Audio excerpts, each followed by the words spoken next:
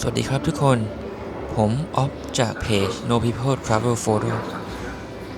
วันนี้อยากจะพาทุกคนไป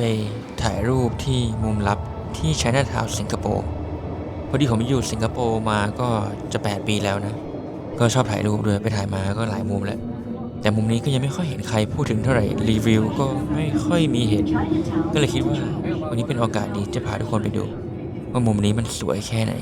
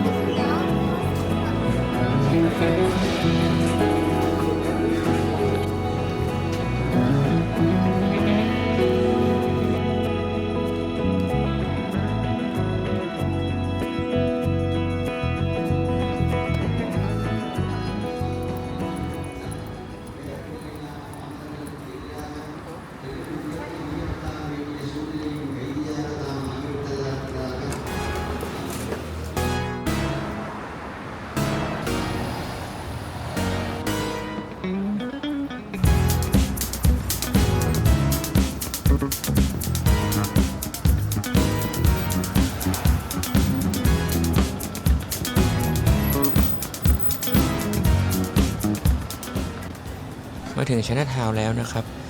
เราก็เดินเล่นกันนิดหน่อยเพราะแถวนี้มีสตรีทอาร์ตมีวัดแขกมีวัดจีนมีบ้านแบบพารณกันแบบคล้ายๆที่ภูเก็ตส่วนที่เราจะไปดูมุมลับเนี่ยอยู่ข้างๆกับวัด Buddha's Tooth Relic หรือ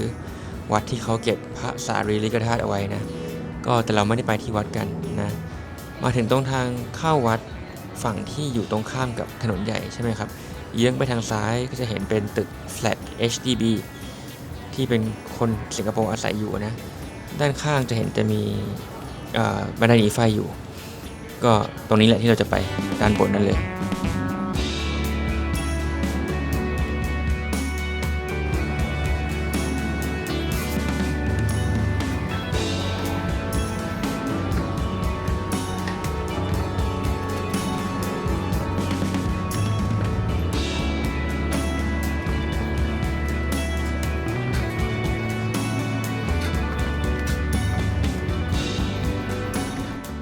เดินมาถึงชั้น 6แล้วนะครับก็หอบแหกไปเลยนะโผล่หน้ามาดูหน่อยนะครับว่าสวยหรือยังก็สวยนะครับแต่ว่าคิดว่าจะขึ้นไปสูงกว่านี้เพื่อที่ว่าจะเปิดตึกที่เป็นแผงด้านหลังให้เห็นพลวัดขึ้นมานะครับถึงชั้น 8แล้วครับโผล่มาดูอีกทีนึงก็ดีขึ้นเยอะนะแต่ผมคิดว่าเราขึ้นไปดูต่อก็ได้นะครับเพราะว่าเวลามีเยอะมากเรามาเร็ว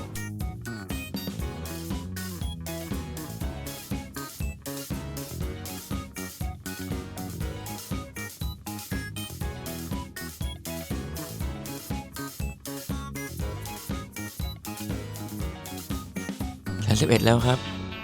ก็มองออกไปแล้วเห็นว่าตึกข้างหลังเนี่ยเห็นชัดมากเหนือวัดนะครับก็คิดว่าชั้นนี้น่าจะโอเคแล้วนะสาเหตุก็เพราะว่าเดินไม่ไหวแล้วครับสูงมากน่าจะตั้งกล้องกันตรงนี้เลยเนาะมองลงไปข้างล่างนะครับก็จะเห็นเป็นวัด Buddha's Tooth Relic เนี่ยนะอยู่ข้างหน้าเลยเนาะส่วนด้านซ้ายมองไปไกลๆจะเป็นวัดแขกที่เดินผ่านมาเมื่อกี้ส่วนด้านหลังวัดเนี่ยก็จะเป็นตึกเป็นแผงเบ้อเริ่มเลยก็คือตึกนี่แหละที่เราว่าไฟมันสวยตอนกลางคืนส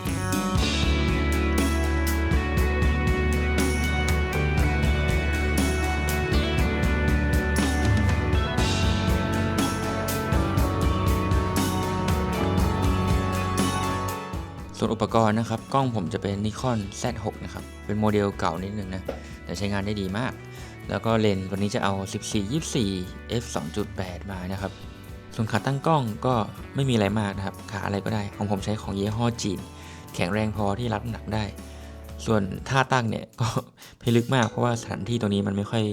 เหมาะเท่าไหร่แต่เราก็หาอะไรให้มันวางขาได้แล้วก็ให้พยายามให้แกนเขายื่นไปข้างหน้าเอ็นไปข้างหน้าเพราะว่าระเบียงนี้มีขอบค่อนข้างยาว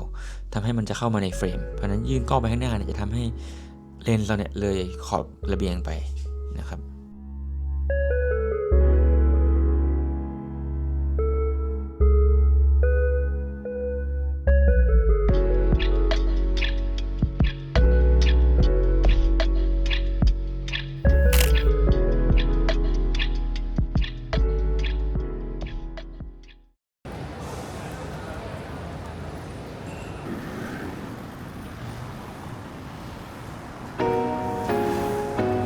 ใครมาเที่ยวที่ไชน่าทาวน์ประเทศสิงคโปร์ในช่วงเวลาเทศกาลนะครับก็จะเห็นว่าแถวนี้จะมีติดประดับโคมไฟสีเป็นรูปร่างสัตว์เป็นรูปคน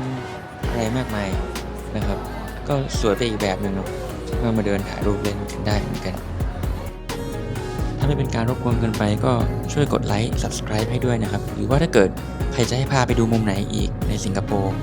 ก็คอมเมนต์ไว้ใต้วิดีโอได้เลยครั้งหน้าเราจะพาไปวันนี้ลาไปก่อนจาก Of No People Travel Photo สวัสดีครับ